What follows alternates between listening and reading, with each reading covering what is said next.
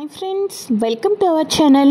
ఇక ప్రణతి, ఇలారా, ఏమనుకుంటున్నావు, మీ అన్నయ్యతో ఏం మాట్లాడాలనుకుంటున్నావు అని అనగానే, అంటే వదిన, అది భరత్ది నాది ప్రేమ విషయం, పెళ్లి గురించి మాట్లాడదామనుకున్నాను వదిన. కానీ అన్నయ్యకు భరత్ అంటే ఇష్టం ఉండదు కదా, మళ్ళీ దాని గురించి ఆలోచించి చెప్పటానికి వెనకడుగు వేశాను అని అనగానే, ప్రణతి, ఎందుకని చెప్పేసి నువ్వు అలా చెప్పాలనుకుంటున్నావు? అయినా రేపు పొద్దున్నతోటి నీ పెళ్ళి అనే ఒక సమస్యకు చెక్ పడుతుంది. నువ్వేమీ టెన్షన్ పడద్దు. రేపు అందరం షష్ఠి పూర్తికి వెళ్ళాలి కదా, అక్కడ నీ పెళ్లి గురించి తప్పకుండా నేను మాట్లాడతాను. వెళ్ళు, త్వరగా వెళ్ళి నిద్రపో. ఉదయం అందరం కూడా త్వరగా లేచి ఫంక్షన్కి వెళ్ళాలి కదా అని అనటంతో, అలాగే వదిన అని చెప్పేసి ప్రణతి అయితే వెళ్ళిపోతుంది. మరోపక్క ఇక్కడ తెల్లారితే షష్ఠిపూర్తి కార్యక్రమానికి కావలసిన ఏర్పాట్లన్నీ కూడా దగ్గరుండి కమల్ శ్రీకర్ వాళ్ళైతే చూసుకుంటూ ఉంటారు కదా. ఇక శ్రీకర్ లోపలికి వెళ్ళేసరికి ఇక శ్రీయ అయితే ఆలోచిస్తూనే ఉంటుంది. ఏంటి, ఇంకా నిద్రపోలేదా నువ్వు? అలానే కూర్చున్నావేంటి అని అనగానే, ఏమీ లేదు శ్రీకర్, ఈ ఇంటికి వచ్చినప్పటి నుంచి చూస్తున్నాను, పల్లవికి అవని అంటే అస్సలు పడదు. కానీ ఈరోజు పెద్ద ఫంక్షన్ ఏర్పాటు చేయటానికి ఐడియా ఇచ్చి షష్ఠిపూర్తి కార్యక్రమానికి ఒక ఐడియా ఇచ్చిందే పల్లవి ఆంటీ అత్తయ్య మీద మావయ్య మీద ప్రేమతో ఏర్పాటు చేస్తే ఓకే, కానీ పల్లవి ఏం చేసినా దాని వెనకాతల ఇంకో బలమైన కారణం ఉంటుంది కదా, అలాంటి కారణం ఏమైనా ఉందానేమోనని ఆలోచిస్తున్నాను. అందులోనూ కూడా అవని అక్క ఇంటికి రావటం అంతగా ఇష్టం లేని పల్లవి ఈ ఫంక్షన్కి అవని అక్కని కూడా పిలవమని చెప్పింది. దాని వెనకాతల ఇంకేమైనా అర్థం పరమార్థం ఉందానని ఆలోచిస్తున్నాను అని అనగానే, ఇక పల్లవి లాంటి వాళ్ళు ఎన్ని ప్లాన్లు వేసుకున్నా రేపొద్దున అవని వదిన వస్తుంది. అవని వదిన చేతుల మీదుగానే ఈ ఫంక్షన్ ఎట్టి పరిస్థితుల్లో ఆగకోకుండా జరుగుతుంది. ఇక ఏమీ టెన్షన్ పడుకోకుండా, మనసులో ఎటువంటి ఆలోచనలు పెట్టుకోకుండా నిద్రపో అని చెప్పేసి శ్రీకర్ అయితే అంటాడు. నిద్రపోతున్న శ్రీకర్కి శ్రీయ చెప్పింది కూడా నిజమే కదా, పల్లవి అవని వదిలిన ఇంటికి రప్పించుతుంది అంటే ఏదైనా కుట్ర చేస్తుందా? ఏం కుట్ర చేసినా కూడా ఇక పల్లవి ప్లాన్లను తిప్పి కొట్టి తీరుతాను తప్ప ఈసారి ఎట్టి పరిస్థితుల్లోనూ కూడా అమ్మకు అవని వదిన మీద ప్రేమ వచ్చేటట్టు చేస్తాను, కానీ ద్వేషం పెరిగేటట్టు ఎట్టి పరిస్థితుల్లోనూ చెయ్యను అని చెప్పేసి ఇక కమల్ కూడా అనుకుంటూ నిద్రపోతూ ఉంటాడు. ఇక మార్నింగ్ అవ్వగానే ఇక్కడ వాళ్ళు ఆ ఇంటికి వెళ్ళాలి కదా, అందుకోసం అందరూ కూడా చక్కగా రెడీ అయితే అవుతూ ఉంటారు. ఇక మొత్తానికి రెడీ అయిపోయిన తర్వాత, అమ్మ నేను రెడీ అని అంటూ ఉండగా, ఆరాధ్య నువ్వు బాగా రెడీ అయిపోయావు, వెళ్ళి మీ డాడీ రెడీ అయ్యారో లేదో త్వరగా వెళ్ళి చూడు అని అనగానే, అలాగేనమ్మా అని చెప్పేసి ఆరాధ్య వాళ్ళ డాడీ దగ్గరికైతే వెళ్ళిపోతుంది. మరోపక్క ప్రణతి రెడీ అవ్వకుండా అలా కూర్చోవటంతో, ప్రణతి ఏంటి, మనం అక్కడికి వెళ్ళాలి కదా, నువ్వు ఇంకా రెడీ అవ్వకపోవడం ఏంటి అని అనగానే, అంటే వదిన, అక్కడికి వస్తే ఏమవుతుందో ఏం జరుగుతుందో అనేది నాకు చాలా టెన్షన్గా ఉంది వదిన, అందుకోసమే నేను రాలేకపోతున్నాను. షష్ఠిపూర్తి కార్యక్రమంలో ఏం జరుగుతుందో ఏంటో, మళ్ళీ నువ్వు పెళ్లి విషయం గురించి కూడా మాట్లాడతానంటున్నావు కదా, ఇక అమ్మ అసలే భరత్ మీద కోపంతో ఉంది కదా, పార్కులో జస్ట్ కూర్చుంటేనే భరత్ చంప పగల కొట్టింది. అటువంటి అమ్మ భరత్ను నాకు ఇచ్చి పెళ్లి చేస్తుంది అంటే నిన్ను ఎందుకనో నమ్మలేకపోతున్నాను వదిన. నువ్వు నాకు మాటిస్తావు కదూ, నా జీవితంలో పెళ్ళి అనేది రాసి పెట్టలేదనుకుంటా. ప్రేమించిన వాడు ఒకడు మోసం చేసి వెళ్ళిపోయాడు. ఆ తర్వాత నన్ను అర్థం చేసుకున్న భరత్ను పెళ్లి చేసుకుంటానంటే అమ్మ వాళ్ళు వద్దంటున్నారు. నువ్వే నాకు మాట ఇవ్వాలి వదిన అని అనగానే, నా మాట అంటే నీకు గౌరవం ఉంది కదూ, నేను నీకు మాటిస్తున్నాను. నువ్వు ఎంతగానో ప్రేమిస్తున్న భరత్తో నీ పెళ్లి జరిగేటట్టుగా నేను నీకు చేస్తాను, ఓకేనా అని అనగానే, థ్యాంక్ యూ వదిన, ఇప్పుడు నేను రెడీ అయ్యి వచ్చేస్తాను అని చెప్పేసేసి ప్రణతి లోపలికైతే వెళ్ళిపోతుంది. పిచ్చి పిల్ల అని చెప్పేసేసి అవని అయితే అనుకుంటూ ఉంటుంది. మరోపక్క అమ్మ పల్లవి ఏంటమ్మా, శ్రీయ ఒక పక్కన అంత స్పీడ్గా వర్క్ చేస్తుంటుంటే నువ్వేంటి ఏదో ఆలోచిస్తూ అలానే ఉండిపోతున్నావు అని అనగానే, ఏమీ లేదత్తయ్య, ఈ ఫంక్షన్ అయిపోయిన తర్వాత ప్రణతికి ఎంగేజ్మెంట్ చేయాలనుకుంటున్నాం కదా, మా డాడీ ఏమో ఈ సంబంధాన్ని తన ఫ్రెండ్ సర్కిల్ అందరి ముందు కూడా ఎంతగానో సంబంధాల గురించి వెతికి ఈ సంబంధం కుదిర్చారు. ఆ తర్వాత ఎంగేజ్మెంట్ అవ్వలేది అనుకోండి, మా డాడీకి చెడ్డ పేరు వస్తుంది. అందుకోసమే ప్రణతి పెళ్లి గురించి మీరు నాకు మాట ఇవ్వండి, నేను చెప్పినట్టుగా మా డాడీ చూసిన సంబంధాన్నే ఓకే చేస్తానని నాకు మీరు మాట ఇవ్వాలి అత్తయ్య అని అనగానే, అలాగేనమ్మా పల్లవి, నేను నీకు మాటిస్తున్నాను, మీ డాడీ చూసిన సంబంధంతోనే మన ప్రణతి పెళ్లి జరుగుతుంది, ఓకేనా అని అనగానే, ఇప్పుడు నేను కూడా రంగంలోకి దిగుతాను అత్తయ్య.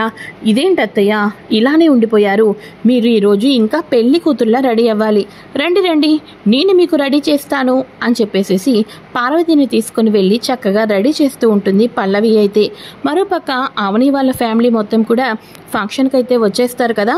ఇక ఫంక్షన్కి వచ్చేసిన తర్వాత మొత్తానికి అయితే షష్ఠి పూర్తి కార్యక్రమానికి ఒకరికొకరు రాజేంద్ర ప్రసాద్ పల్లవి వాళ్ళు అందరూ కూడా పూలదండలు అయితే మార్పిస్తూ ఉంటారు.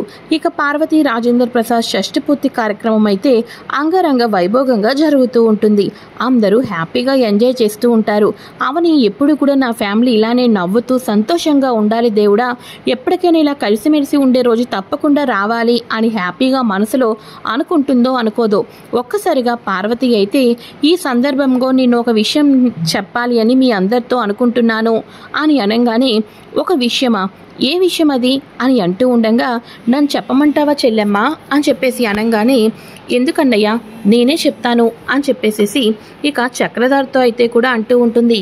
ఇదేంటిది చక్రధర్ బాబాయి నేనే చెప్తాను అంటున్నారు అంటే, చక్రధర్ బాబాయ్ ఈ ఫంక్షన్లో ఏదైనా ప్లాన్ చేశాడా అని చెప్పేసేసి అవని కూడా అనుకుంటూ ఉంటుంది.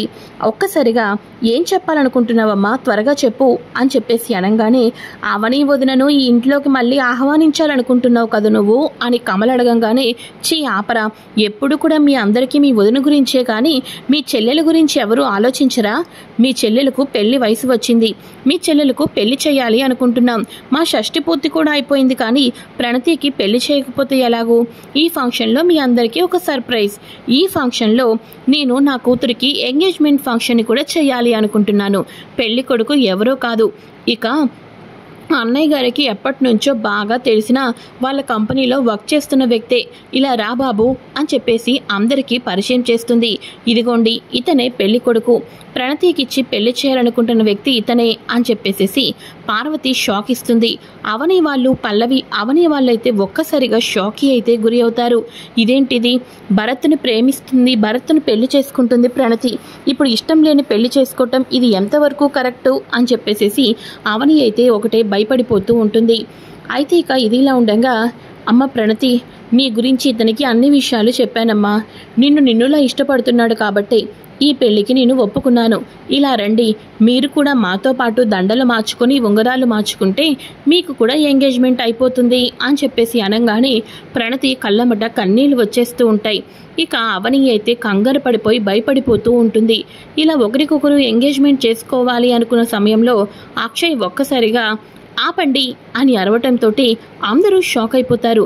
ఇదేంటిది, అక్షయ్ బావగారికి ఏమొచ్చింది అని పల్లవి అనుకోగానే, అమ్మా ఈ ఎంగేజ్మెంట్ జరగటానికి వీల్లేదమ్మా అని అనగానే, అదేంట్రా అక్షయ్ అలా మాట్లాడుతున్నావు, మీ చెల్లెలకు పెళ్లి జరగటం నీకు ఇష్టం లేదా అని అనగానే, చెల్లెలకు పెళ్లి అవ్వాలని నేను కూడా కోరుకుంటున్నానమ్మా, కానీ మన చెల్లెలకు ఇలానే ఎంగేజ్మెంట్ అయ్యింది, ఎంగేజ్మెంట్ అనేది కలిసి రాలేదు, అందుకోసమే వద్దు అంటున్నాను, డైరెక్ట్గా పెళ్లికి ముహూర్తాలు పెట్టించేసుకుందాం, పెళ్లి జరిపిద్దాం, అంతేకాని ఈ ఎంగేజ్మెంట్లు ఏమీ కూడా వద్దు, ఎందుకంటే ఇతని గురించి కనీసం ఒక్కరోజు కూడా మనం ఎంక్వైరీ అనేది చేయలేదు, ఒకరోజు కూడా పూర్తిగా నేను తెలుసుకోలేదు అని మనసులో అనుకుంటూ ఉంటాడు అక్షయ్. పెళ్లి ముహూర్తాలకి పెళ్లి ముహూర్తం ఫిక్స్ చేసుకుందాము, కొన్ని రోజులు ఆగిన తర్వాత పంతులు గారిని పిలిపిద్దాము, నువ్వేం ఫీల్ అవ్వద్దు బాబు అని చెప్పేసేసి అక్షయ్ చెప్పటంతో సరే అయితేనని చెప్పేసేసి పెళ్లి ముహూర్తమే ఫిక్స్ చేయించుకుందామని చెప్పి ఇక అక్కడ ఫంక్షన్ మొత్తం అయిపోయిన తర్వాత అవని వాళ్ళైతే వచ్చేస్తారు. అవని వాళ్ళు ఇంటికి వచ్చేసిన తర్వాత ఒక్కసారిగా ప్రణతి, వదిన అన్నయ్య ఎంగేజ్మెంట్ వద్దు డైరెక్ట్గా పెళ్ళి అన్నాడు కాబట్టి సరిపోయింది వదిన, లేకపోతే నా పరిస్థితి ఏమై ఉండేది, నేను భరత్ని తప్ప మరి ఇంకెవరిని పెళ్లి చేసుకొని వదినా అని చెప్పేసి అంటూ ఉండటంతో, నువ్వేమీ కంగారు పడద్దు, ఈసారి నీ పెళ్లి భరత్తోనే జరుగుతుంది, నేను నీకు హామీ ఇస్తున్నాను అని చెప్పేసేసి అంటూ ఉంటారు. ఇక అక్షయ్ అయితే మొత్తానికి అవనికి ప్రణతి తన మనసులో మాట చెప్తుంది కదా, నేను భరత్ను పెళ్లి చేసుకోవాలనుకుంటున్నానని, ఆ మాటలన్నీ కూడా అక్షయ్ చాటుగా వినటంతో ఇక ఏ సంబంధం కుదిరించి భరత్ని పెళ్లి చేసుకోబోతుందన్న విషయం చెప్పుకోకుండా ఈ రకంగా పెళ్లిని అయితే పోస్ట్ పోన్ చేస్తాడు అక్షయ్ అయితే. ఆ తర్వాత ఇంటర్వ్యూలకి వాటికి వీటికి తిరిగిన తర్వాత నైట్ ఇంటికి రాబోతున్న సమయంలో చక్రధర్ అలానే ఇక ప్రణతిని ఎవరైతే పెళ్లి చేసుకోవాలనుకుంటున్నారో ఆ వ్యక్తి ఫుల్లుగా డ్రింక్ తాగుతూ కూర్చొని సీటింగ్ వేసుకుంటారు. వాళ్ళిద్దరిని చూసిన తర్వాత ప్రణతిని పెళ్లి చేసుకునేవాడు అంత చక్కగా చక్రధర్ బాబాయ్ తోటి తాగుతున్నాడేంటి అని చెప్పేసేసి ఆ అబ్బాయి ఫోటోని తీసుకొని ఆ అబ్బాయి గురించి ఎంక్వైరీ చేస్తే ఆల్రెడీ ఆ అబ్బాయికి పెళ్ళైపోయిందన్న విషయం అయితే తెలుస్తుంది. అంటే స్వయాన మా మేనమామి ఇక ప్రణతి లైఫ్ని పాడు చేయాలి అనుకుంటున్నాడా, ప్రణతి జీవితాన్ని నాశనం చేయాలనుకుంటున్నాడా? ఇక తొందరపడి ఎంగేజ్మెంటే గనక అయిపోతే నా చెల్లెల జీవితం మరోసారి నాశనం కూడా అయిపోయి ఉండేది అని చెప్పేసి అలా అనుకుంటూ ఉన్నాడో లేదో ఈ లోపల అవని అన్నమాట గుర్తుకు వస్తుంది. ఏవండి, మన కంపెనీని రాత్రికి రాత్రే కొలాప్స్ చేయించింది ఎవరో కాదండి, చక్రధర్ బాబాయేనండి అంతా చేయించిందన్న మాట చెప్పినప్పుడు అక్షయ్ అయితే ముందు వెనక ఆలోచించుకోకుండా అవని మాటను కొట్టి పడేస్తాడు కదా, అది గుర్తు తెచ్చుకుంటాడు. అంటే అవని చెప్పింది అది కూడా నిజమయ్యే ఉండొచ్చా? నా కంపెనీని టార్గెట్ చేసి నా కంపెనీని కొలాప్స్ చేయాలనుకుంటున్నది కూడా చక్రధర్ మావయ్య అని అవని చెప్పిన మాటే నిజమవుతుందా? ఇంతకాలం నా కంపెనీని ఎవరు నాశనం చేశారన్న కోణంలో ఆలోచించలేదు, ఎవరి మీద నాకు డౌట్ రాలేదు. ఇప్పుడు చక్రధర్ మీద అనుమానం వచ్చింది. చక్రధర్ మావయ్య ఇదంతా చేశాడంటే మాత్రం ఎట్టి పరిస్థితుల్లోనూ ఊరుకునేదే లేదు. అయినా అందులో అనుమానించాల్సింది ఇంకా ఏముందిలే, నా చెల్లెల జీవితాన్ని నాశనం చేయాలనుకున్నవాడు కంపెనీని ఎందుకు కొలాప్స్ చేయాలనుకోడు? కాబట్టి ఆ డీలర్స్తో మాట్లాడుకోవాలి, ఆ ఫైల్ ఎక్కడుందో చూడాలి అని చెప్పేసేసి ఇక వెంటనే అవని దగ్గరకైతే వస్తాడు.